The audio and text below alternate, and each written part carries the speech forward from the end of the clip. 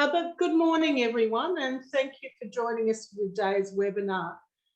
I know a lot of you who are joining today's link, but in case we haven't met, I'm Anne Livingston and I'm the chair of the Community Care Smart Assistive Technology Collaborative.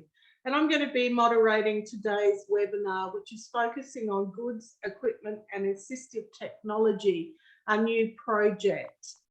So it's great that we've got Paul Foster on board today, and I'll introduce you further, Paul. But firstly, I'd like to acknowledge the traditional owners and their custodianship of the lands in which we meet. Our team pay our respects to their ancestors and descendants who continue cultural and spiritual connections to country. We recognise their valuable contributions to both the Australian and global society. It's my great pleasure to moderate today's webinar. Just by way of housekeeping, you'll note if you've been a regular attendee at our webinars that microphones are muted, but we do encourage questions. So please put those questions in the chat pane or send them directly to the community collaborative team. We're very keen to make today's a very interactive session.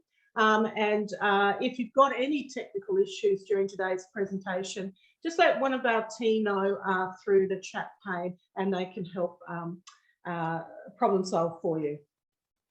So the webinar today is facilitated by Global Community Resourcing for the Community Care Smart Assistive Technology Collaborative.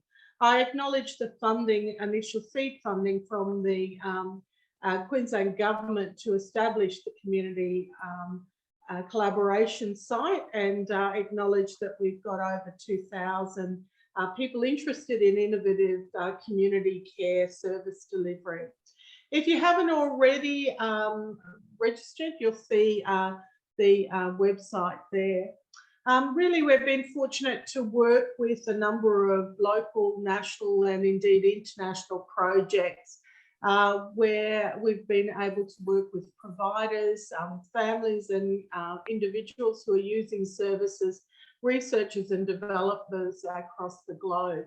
The purpose of the Community Care Smart Assistive Technology Collaborative is to unashamedly promote the use and raise awareness of smart assistive technology and its role in community care, but alongside that encourage collaboration and co-design and really gain an understanding of and identifying the barriers to uptake of smart assistive technology in service provision and in service delivery directly.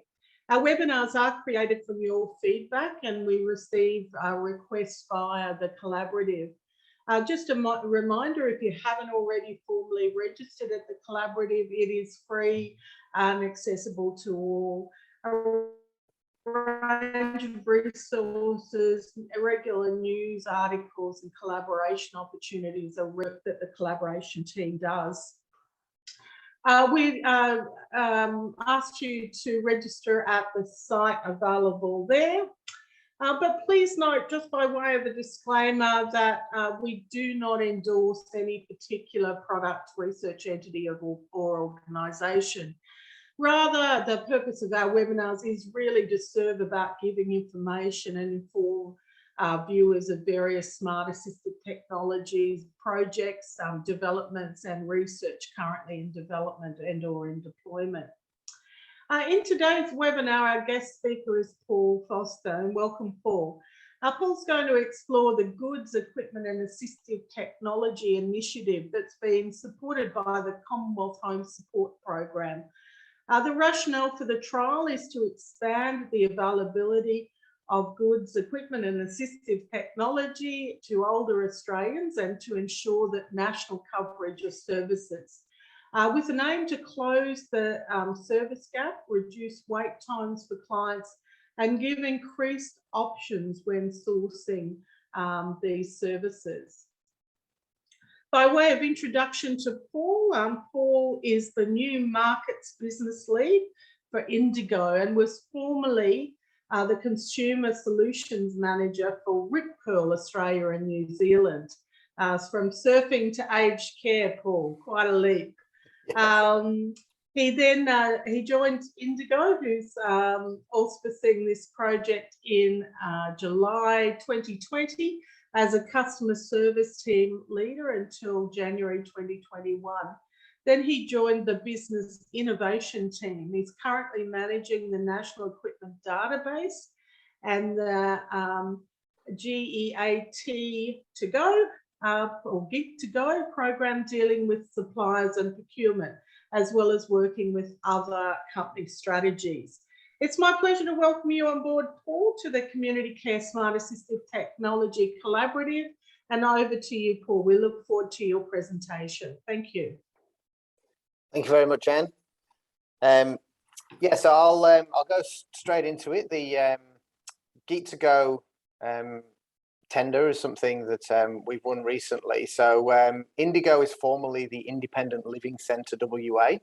I am based in WA, and we are as an allied health service just for WA residents, mainly Metro, but not exclusively. We provide home mods, goods and equipment, and OT services, as well as some physio and speech therapy.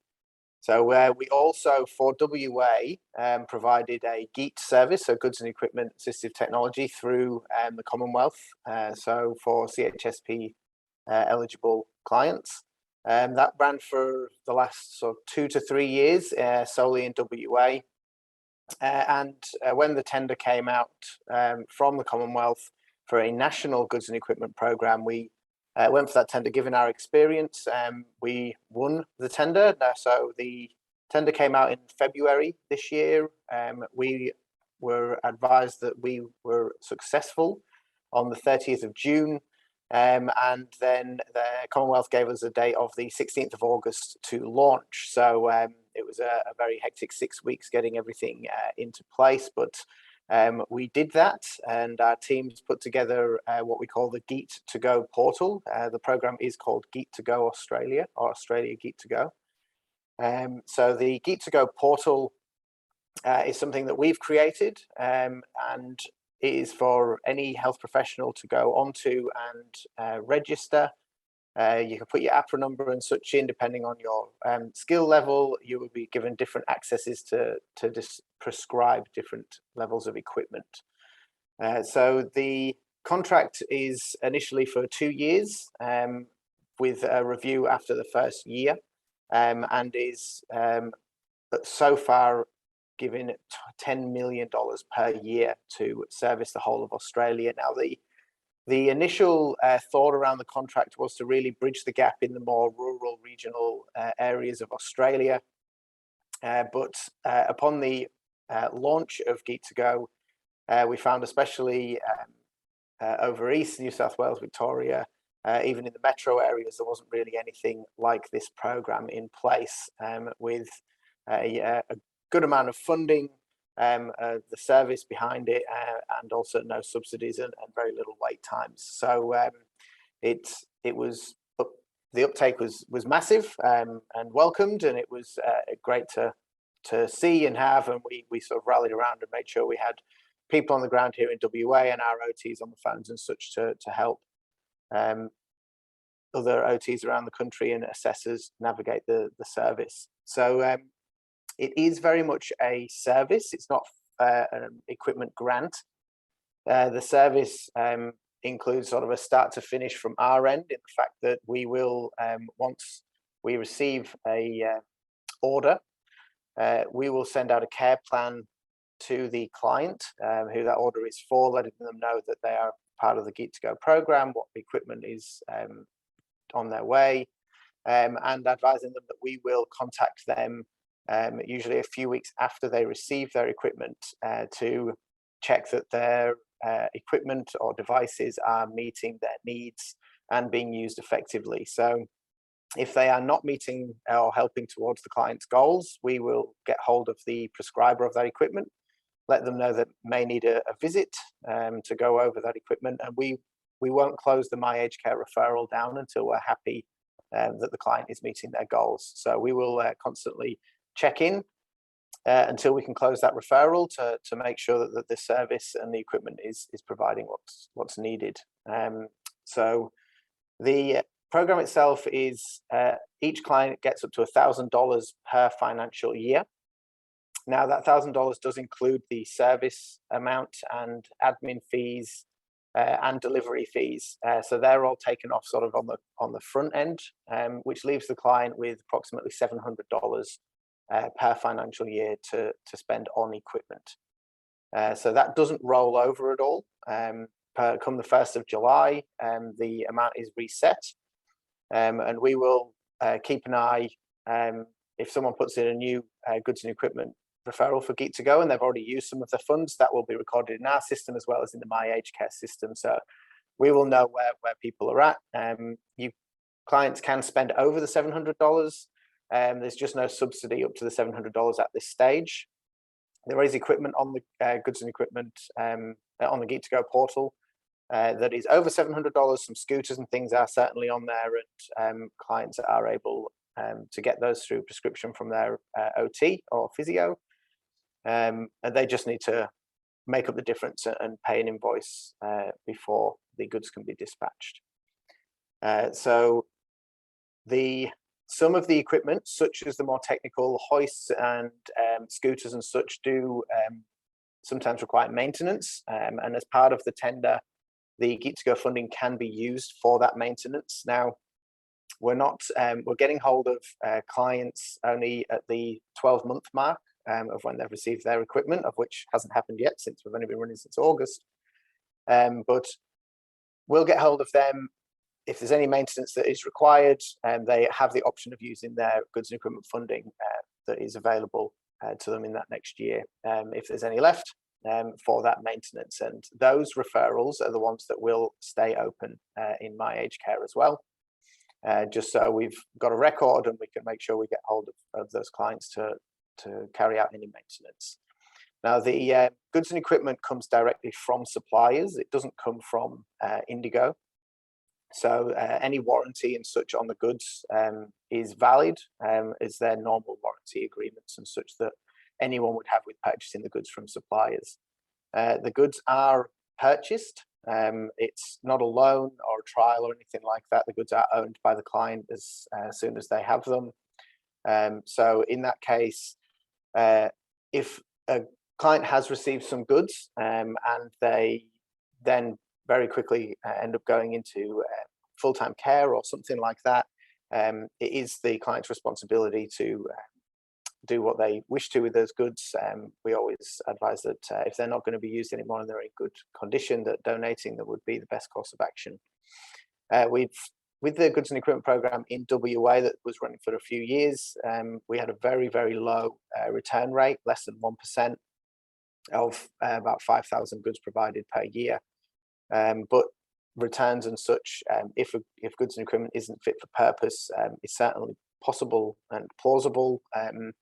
We would ask that the client first contact the prescriber, because that would be our first port of call, is to go back to the prescriber and find out why it is not fit for purpose. Obviously, we are leaving it down to OTs and assessors and health professionals that are prescribing the equipment to make sure that the clients do have the cognitive ability to use the equipment and are able to, and hence why it can be prescribed.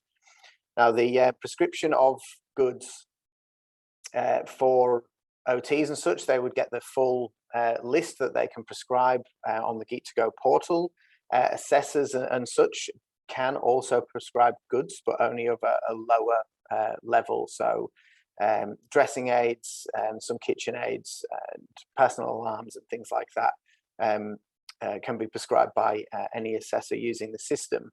Now, the one thing that we have done with this program, and again, it is to sort of bridge this gap that we're seeing, especially in a lot of areas across Australia where OT visits have months and months of a waiting list.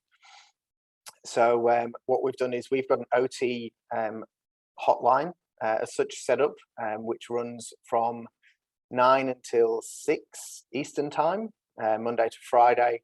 And if there are any health professionals using the Geek2Go service when they're with their client and they don't have the access to prescribe shower chairs and things like that, that not too technical and high level, but maybe not able to prescribe for an assessor, they can call our OT line, and our OT, if they deem it safe and necessary, they can actually put the prescription and the order through over the phone. We do need consent from the client. There is on the Geek2Go form, there is a box for the client to sign for their consent. We can take that consent over the phone. So it can't be a verbal consent unless actually dealing with an Indigo representative. So verbal consent put in on the Geek2Go form isn't enough. We do need a signature on there. It is a very sticking point at the moment that consent must be gained. During lockdowns, I'm in WA and we're very fortunate that we haven't had too many, but I know there was a lot over East, and during those times since August, we've allowed three-way calls with the client, the prescriber, and an OT here at Indigo, and we've been able to take verbal consent and put through equipment orders for low-level equipment that can be prescribed without necessarily the health professional being with the client. So that has worked very well, and the OTs aren't just there to prescribe; they're the ones that will be calling to make sure that the care plan is fulfilled. And they're also there to help and answer any questions.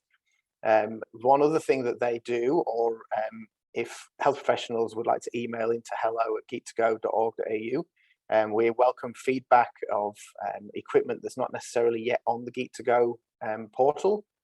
Now that goes to a equipment reference group that's been set up by our clinical governance committee. They are currently meeting once a month. Any urgent equipment is put through ad hoc, but what we're doing is we do have control over what equipment is available on the Geek2Go portal.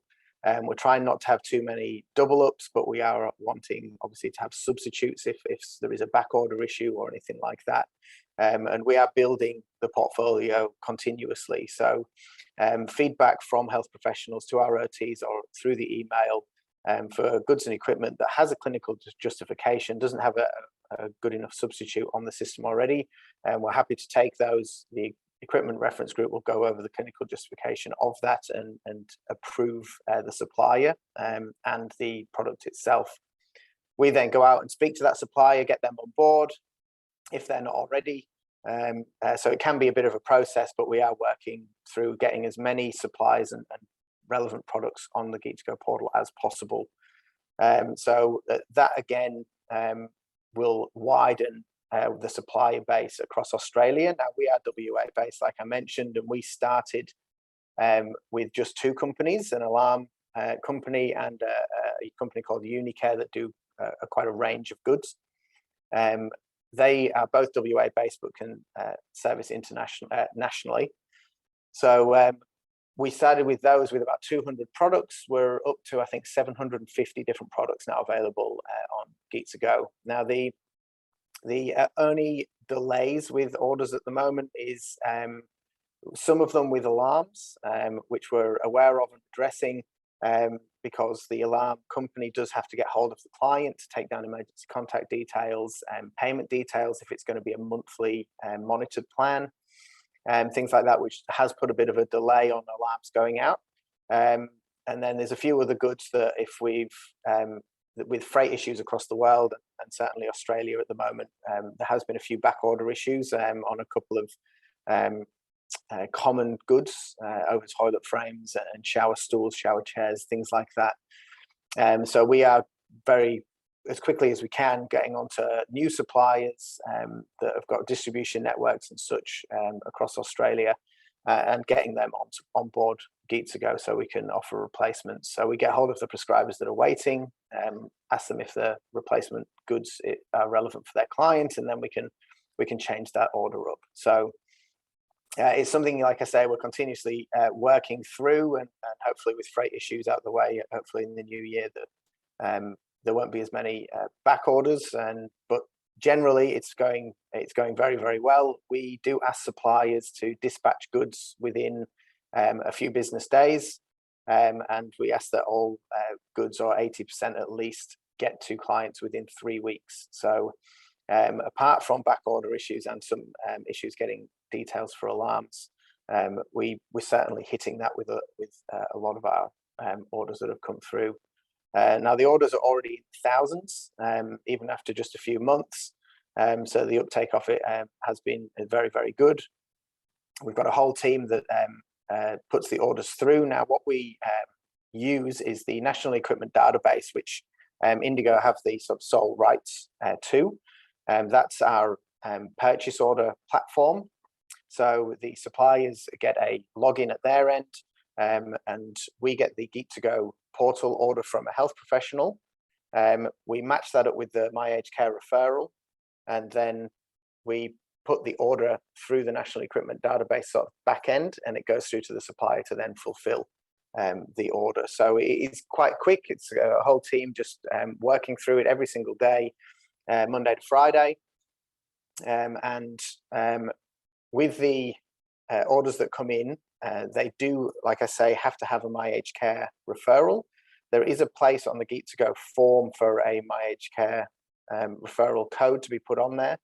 So please do the referral first, and then you can enter the code into the form. It just is the most efficient way of ordering the equipment, so we can match those up immediately. We're not waiting for a Geek2Go order, and we're not waiting for a referral to come through. So they're put together. We also ask if you are putting through a referral for an OT, that you can also put a goods and equipment referral through on Aged Care as well, and gives the OT the referral code. It's been working very well across the nation. And then when the OT needs to put the referral in, they can put that through, put the Geek2Go order in, sorry, they can put that through with the referral code immediately. And this, again, it's the most efficient way of going about it. So I think that's pretty much everything from me, and I'm happy to take some questions. Terrific. Thank you, Paul. Great presentation, great new service. I know there's a lot of interest from our group, both from providers and families, about better access to equipment, and particularly the more smart assistive technology. So I've got a number of questions and comments here. If you get non-My Aged Care referrals, do you work with the client to get them into My Aged Care and out the other side? No, that would be for the bodies that deal with that at their own end, their own allied health services. So we do have the allied health service with OTs here, and anyone who we're seeing or that calls up to Indigo in WA, we can certainly help talk them through or get them onto My Aged Care so they can register and then start going through that process of seeing an assessor. But for the Geek2Go side of things, they would need to already have all of that registered. So thank you. So then the next question probably flows on from that. Your coverage of national coverage, how good is it in rural and remote areas and more isolated areas, and what is the role that teleconsultations are playing? The asker of that question is really keen to just understand how, what percentage of teleconsultations over maybe face-to-face or phone consultations are being done. Yeah, so we're happy, our OTs on the ground here are happy to have those phone calls and three-way calls with clients and prescribers. And we can put through orders for goods and equipment that's we deem safe and necessary to do so with a health professional. So our OTs would only be available on the phone, so it would be up to the assessors and OTs and such on the ground in those areas. But getting the goods and equipment out to them, we've got agreements from all of our suppliers that it is full national coverage. There's no delivery fees attached to any of the goods and equipment to come out of their $700 funding, because we're already accounting for that at the moment in the full $1,000, and it comes out of our administration side. So we haven't foreseen any issues getting any equipment to very rural areas as yet. And we know that OTs and such that can't necessarily get out of get out to those clients very quickly. So we're happy to bridge the gap with low-level AT that's available on Geek2Go. But yeah, it's up to the assessors, and our OTs can help over the phone. Thanks, Paul. So there's a number of questions that I've received around workforce shortages, particularly for OTs and other allied health. How are you working around that when there's sometimes no opportunity to have the allied health professional visit? Yeah, so it is the Geek2Go program is solely for health professionals to put the orders in. We've not got allied health people on the ground for goods and equipment. We're literally just the vehicle for receiving the orders and the referrals from My Aged Care. So any clients that are having trouble or waiting for allied health services, it is down to the allied health services in those regions. It's not something we are managing. We're literally just the service for sending out the equipment once we've got the referral and the order. Okay. A question from David, who's a regular interfacer with our collaborative. David indicates you mentioned $10 million a year for this project. Yeah, correct. Correct. So he asked that how will you measure the impact to individuals and to the system? Have you got some current impact plans in place? Not at the moment. It's completely new. We weren't sure exactly what the uptake. We're led to believe that it would be more for rural and regional, and then it certainly hasn't been. It's been very much metro as well. So we're not measuring it as such that I'm aware of at the moment. It isn't. The funding isn't based on any particular area. It is more of a client base, a first come first served basis, I guess would be the best way of putting it. It's there. The Geek2Go system is there for anyone in Australia to use. So I'm sure there will be, once we're a bit further in and maybe hit the 6-month mark, some people in a different area to me actually looking at those figures and seeing exactly where the uptake is the most and reporting that back to the Commonwealth.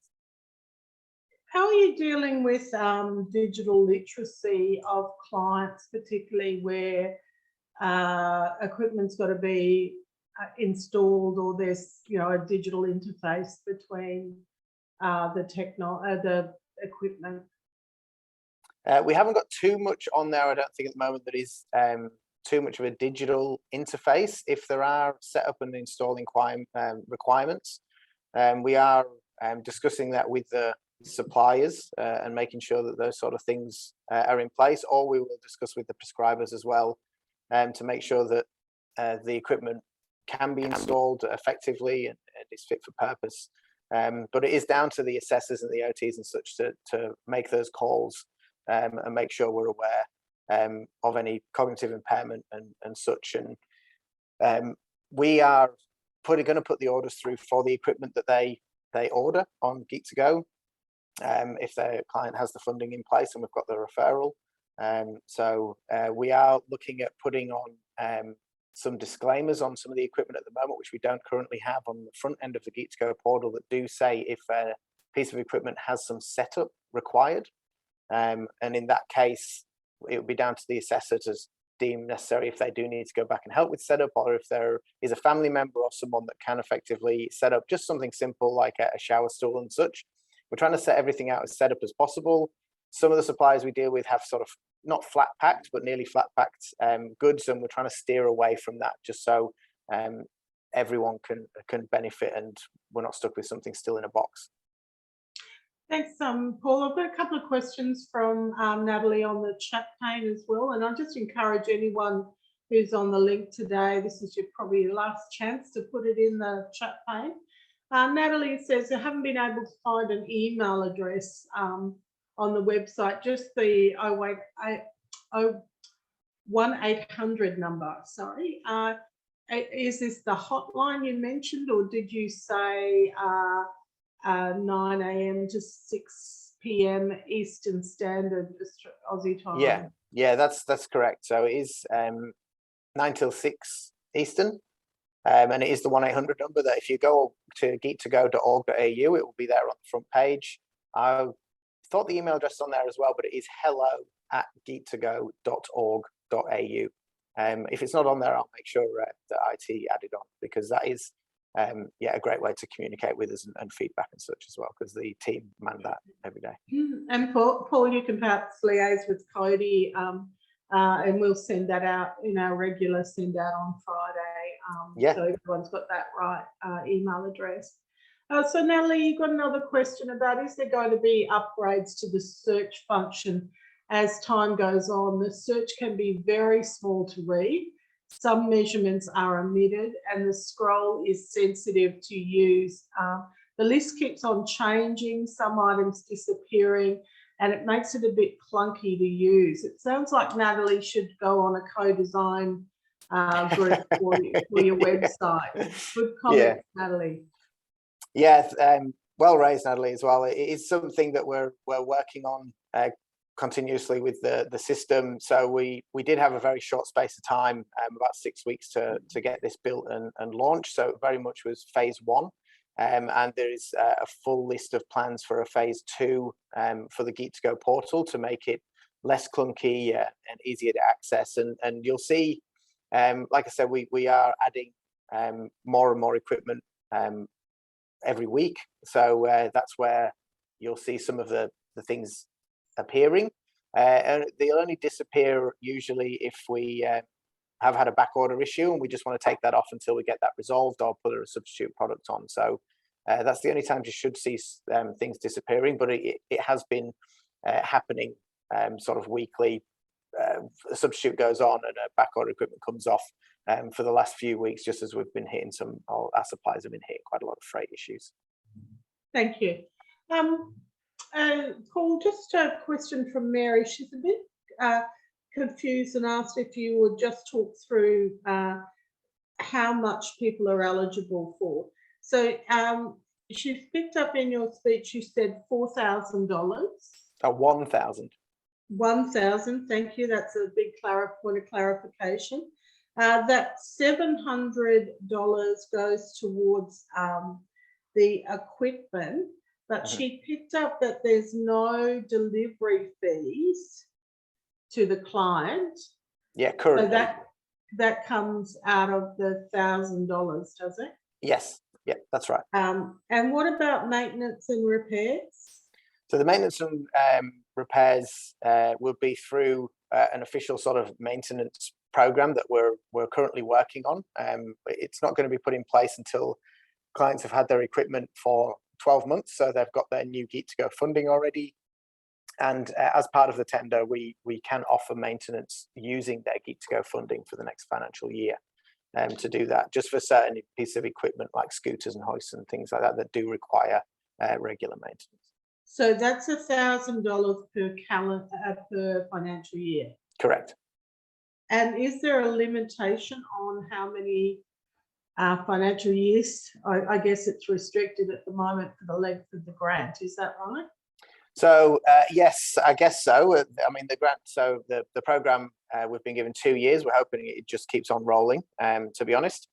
But it is the for CHSP eligible clients, it's more of a bridging the gap, getting things to people so they can live more independently for longer without needing the services and such in place that they could be using through My Aged Care. It's usually whilst they're waiting for a home care package and such to come on board. Once they've got a home care package, then they go down that avenue, and Geek2Go would be a thing of the past for them. Okay. So Amanda's asking another question, similar vein. Can we apply more than once per financial year for the same client if they have not spent the full amount of money? Or I guess the alternative question to that is, should a provider be asking for up to the limit, just a one? No. Yeah, they can use, they can go as many times as they want whilst their funding is there. It'll be looked at on a case-by-case basis of whether the admin cost needs to be taken again. So we're not going to take a $300 admin cost if they order a walking stick and then take it again if they then order a personal alarm. It would be one admin cost usually for the two pieces of equipment.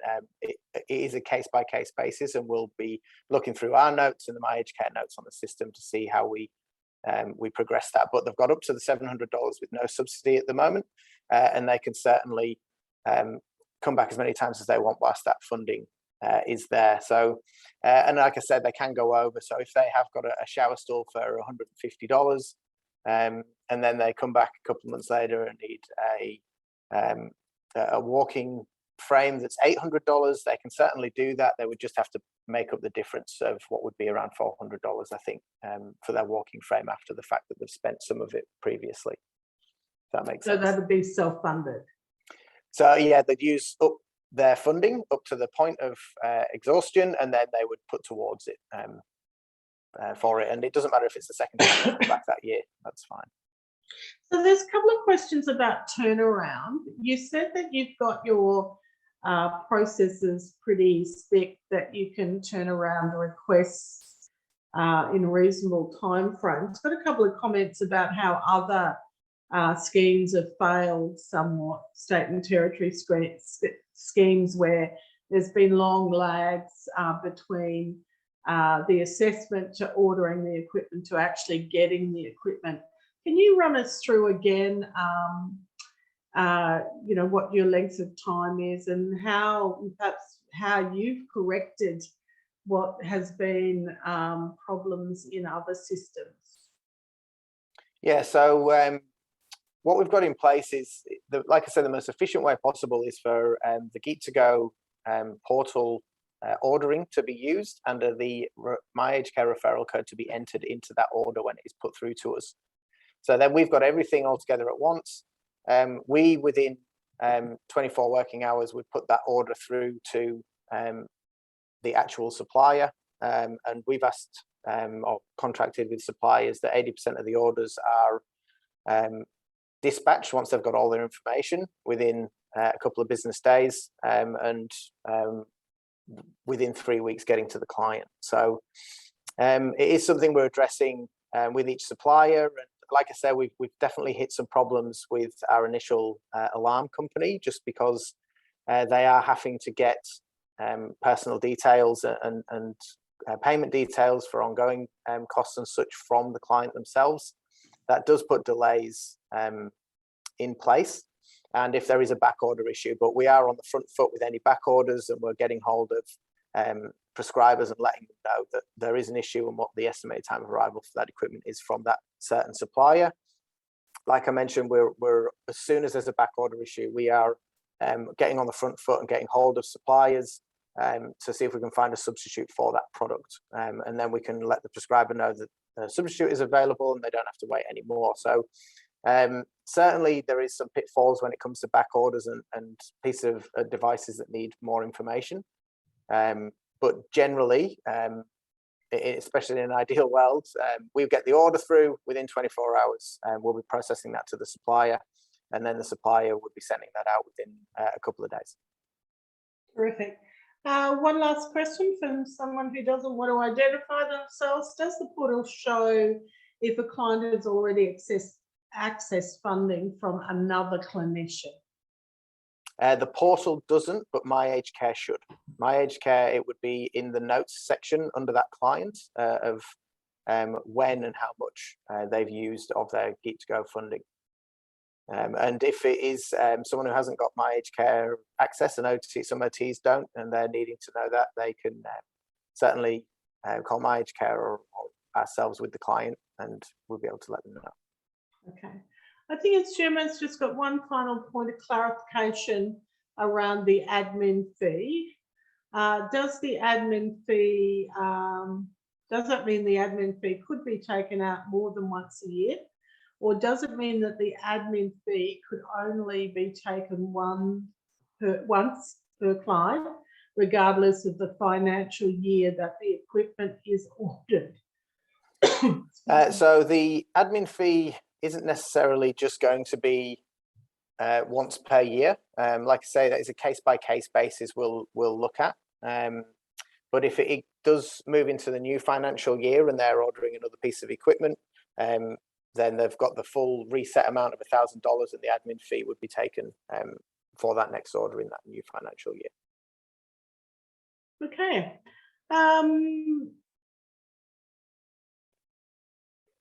I've just seen the one about the misspelt client's name. Yes. And the order. Yes, it certainly is likely to impact the order because it will be spelt differently than on My Aged Care. If you call the line, they should be able to assist you with that. Thanks, Paul. So, Paul, that brings us to a conclusion to our questions. It's a really important new service, and one that I think is desperately needed within the range of services that are available there now. Look, I encourage you to do some measurement of impact. I think, yes, if nothing more, there's some lessons learnt for other organisations. So it's on behalf of everyone in today's session and in the broader community of the collaborative, thank you, Paul, for your great presentation today. I hope that we're able to get you back for future updates about how it's progressing and perhaps the evaluation of the program. Yes, certainly, I'd be happy to.